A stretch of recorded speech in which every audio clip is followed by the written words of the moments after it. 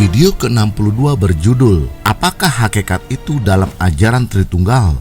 Mengapa Melampaui Akal Untuk Dipahami?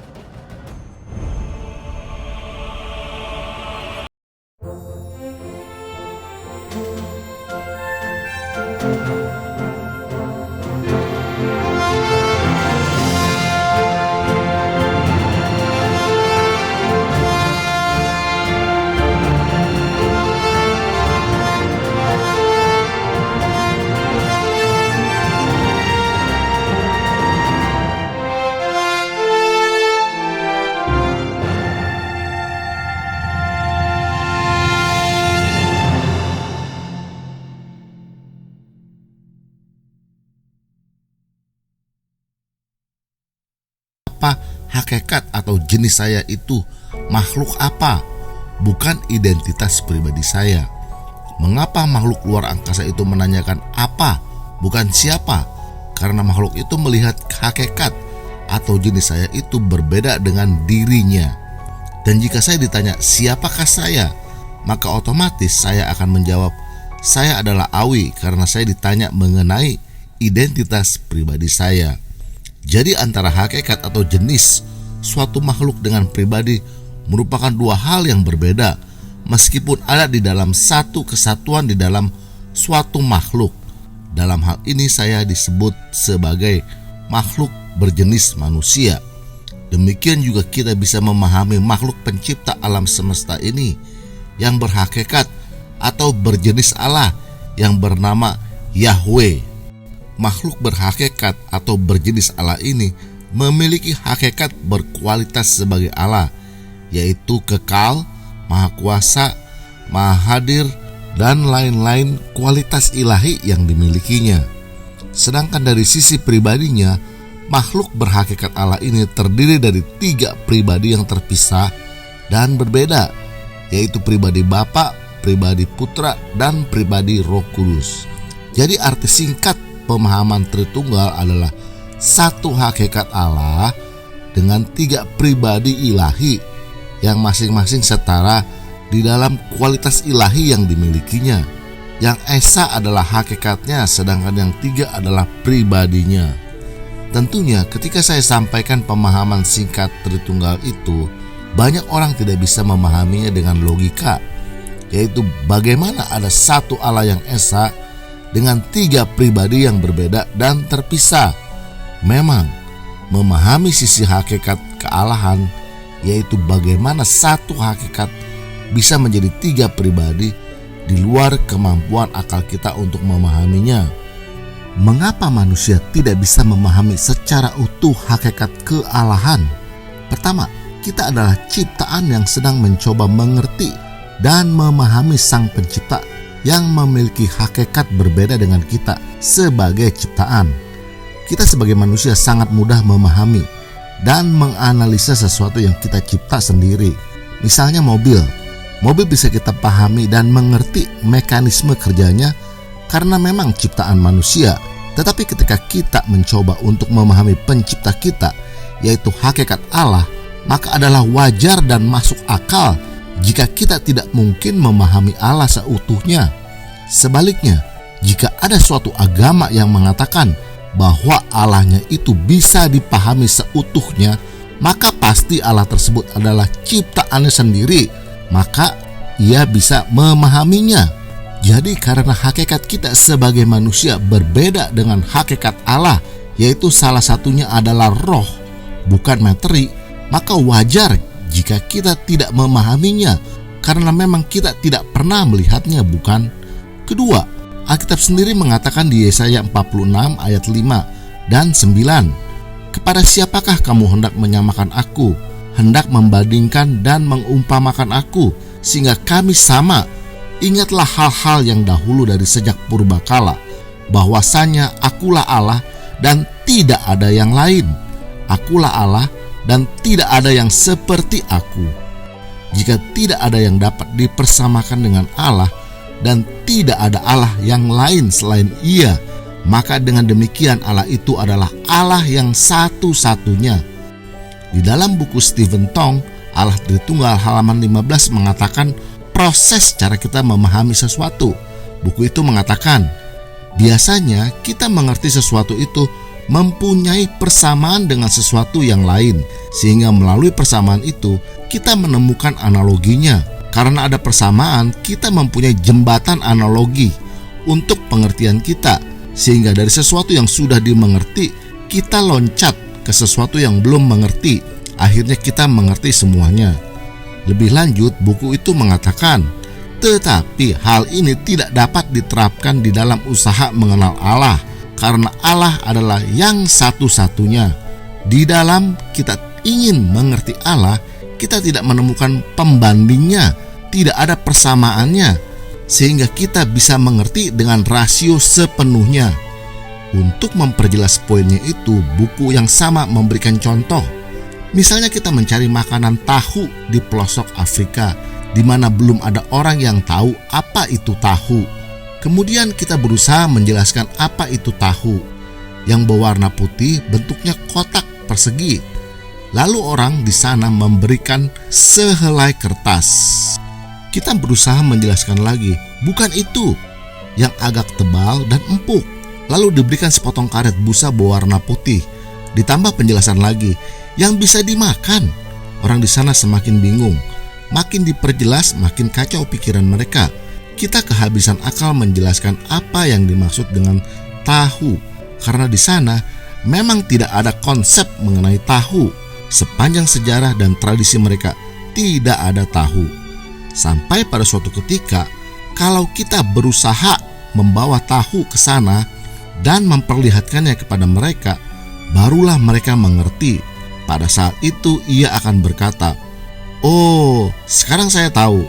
Sekarang segala penjelasan tidak diperlukan lagi. Pada saat ia berkata, "Oh," itu berarti semua konsep yang tadinya sulit ia mengerti, sekalipun sudah berusaha dipikirkan dengan begitu berat, sekarang telah bertemu dengan faktanya.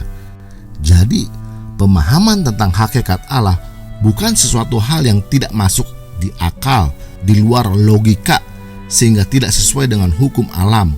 Tetapi memang hal ini melampaui akal untuk dipahami, karena Allah sendiri mengatakan, "Kepada siapakah kamu hendak menyamakan aku, hendak membandingkan dan mengumpamakan aku, sehingga kami sama. Akulah Allah dan tidak ada yang lain."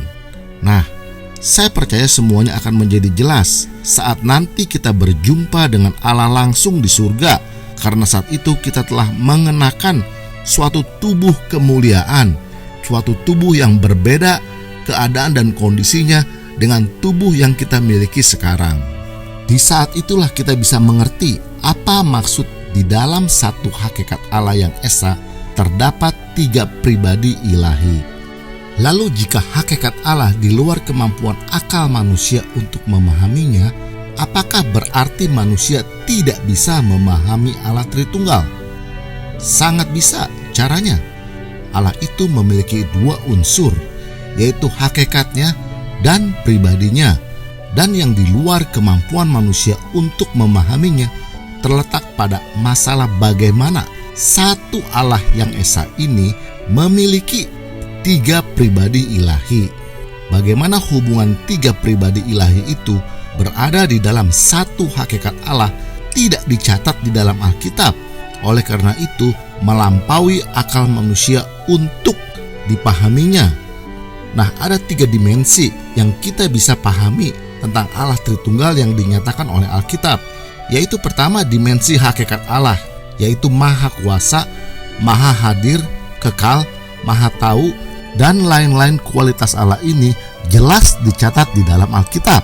Dan kualitas Allah ini juga dimiliki oleh 3 pribadi ilahi, yaitu Bapa, Putra, dan Roh Kudus. Misalnya mengenai Yesus memiliki kualitas Allah, yaitu maha hadir, telah saya bahas di video nomor 57. Dan Yesus adalah kekal telah saya bahas juga di video nomor 60.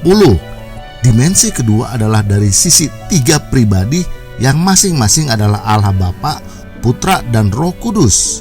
Misalnya Allah Bapa mengatakan bahwa dirinya adalah kebenaran. Anak juga mengatakan bahwa dirinya sebagai kebenaran.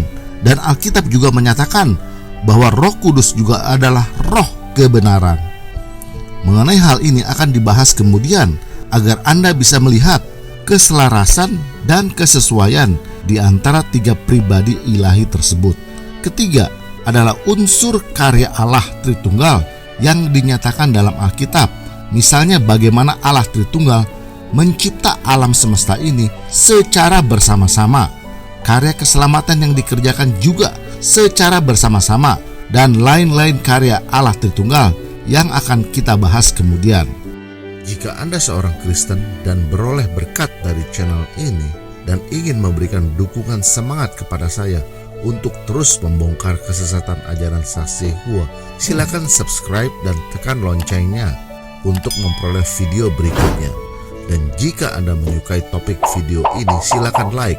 Dan jangan lupa share channel ini kepada saudara seiman lainnya agar mereka dapat terhindarkan dari penyesatan saksi-saksi Yehova. Nah, dalam bahasan video kali ini saya ingin menekankan kepada hakikat Yesus yang sebenarnya, yaitu adalah Allah. Bagaimana Yesus bisa memiliki hakikat yang sama dengan Bapaknya, yaitu Maha Kuasa, Maha Hadir, Kekal, dan lain-lain kualitas Allah yang berdiam di dalam pribadi Yesus. Jawabannya sebenarnya sangat sederhana, yaitu Yesus adalah satu-satunya Allah yang diperanakan oleh Allah Bapa. Kalimat satu-satunya Allah yang diperanakan di dalam bahasa Yunaninya adalah monogenes theos. Kata monogenes theos ini bisa kita lihat di Yohanes 1 ayat 18 di Alkitab terbitan Saksi Yehova, yaitu terjemahan Dunia Baru edisi tahun 1999 yang mengatakan tidak seorang pun pernah melihat Allah. Satu-satunya Allah yang diperanakan yang berada pada posisi dada Bapa. Dan jika kita lihat di dalam beberapa terjemahan lainnya, yaitu Alkitab terjemahan baru terbitan Lai menerjemahkan kata monogenes ini sebagai anak tunggal Allah, sedangkan King James Version dan beberapa terjemahan lainnya menerjemahkannya dengan lebih akurat, yaitu sebagai the only begotten son, yaitu yang dapat diterjemahkan satu-satunya anak yang diperanakan. Dan sayangnya Alkitab terjemahan Dunia Baru edisi tahun 2017 Yohanes 1 pasal 18 itu telah diganti menjadi satu-satunya putra yang adalah suatu Allah. Perhatikan dua kata suatu Allah. Kata suatu tidak ada di dalam bahasa aslinya. Ini sengaja disisipkan untuk melucuti keilahian Yesus, di mana Saksi Yehova mengajarkan bahwa Yesus bukanlah Allah, melainkan suatu Allah. Dan jika kita cermati terjemahan kata suatu Allah, ternyata tidak sesuai dengan buku Pemahaman Jilid 2, yaitu Ensiklopedia Saksi Yehova sendiri, yang mengatakan Tuhan Yesus Kristus dengan tepat dapat digambarkan sebagai satu-satunya Allah yang diperanakan. Dari sini saja kita bisa lihat ketidakkonsistenan terjemahan Alkitab Dunia Baru. Pokoknya asal bisa memangkas dan melucuti keilahian Yesus, maka meskipun menentang penjelasannya sendiri menjadi halal. Pokoknya apapun juga dihalalkan demi tercapainya tujuan. Mengapa kata monogenes theos begitu penting? Yohanes 1 ayat 18 membuktikan bahwa Yesus bukanlah dicipta, melainkan Allah yang diperanakan. Karena diperanakan maka berarti Yesus memiliki hakikat seperti atau sama dengan Allah Bapaknya yang memperanakannya. Jika Allah Bapa kekal, maka Yesus berarti juga kekal. Jika Bapa adalah Maha Kuasa, maka Yesus adalah Maha Kuasa. Jika Allah Bapa adalah Maha Hadir, maka Yesus juga adalah Maha Hadir. Ini berarti segala sesuatu yang dimiliki oleh Bapa juga dimiliki oleh Yesus.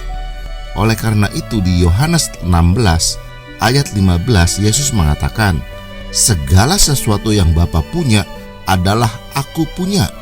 Dan seorang penafsir Alkitab, Adam Clark, mengatakan, seandainya Kristus tidak setara dengan Allah, bisakah ia mengatakan hal ini tanpa menghujat? Artinya, secara hakikat Tuhan Yesus adalah setara dengan Allah Bapanya, maka ia berani mengatakan bahwa segala sesuatu yang Bapa punya adalah milik juga Yesus. Mengapa saya katakan bahwa Yohanes 1 ayat 18 merupakan salah satu bukti bahwa Yesus memiliki hakikat yang sama dengan Bapaknya dan tidak dicipta melainkan diperanakan? Saya akan membahasnya dalam video berikutnya, dan video ini akan membuktikan Yesus adalah Allah karena memiliki hakikat yang sama dengan Allah Bapa. Dan ini juga akan menyanggah banyak argumen saksi Yehova yang menyangkal bahwa Yesus bukanlah Allah. Misalnya Yohanes 17 ayat 3 yang sering dikutip oleh saksi Yehova. Inilah hidup yang kekal itu, yaitu bahwa mereka mengenal Engkau satu-satunya Allah yang benar, dan mengenal Yesus Kristus yang telah Engkau utus. Menurut saksi Yehova, Yohanes 17 ayat 3 membuktikan bahwa Yesus bukanlah Allah. Semoga video kali ini membuka dan mencerahkan Anda. Jangan lupa share pengetahuan yang Anda peroleh dari channel ini. Tuhan Yesus memberkati.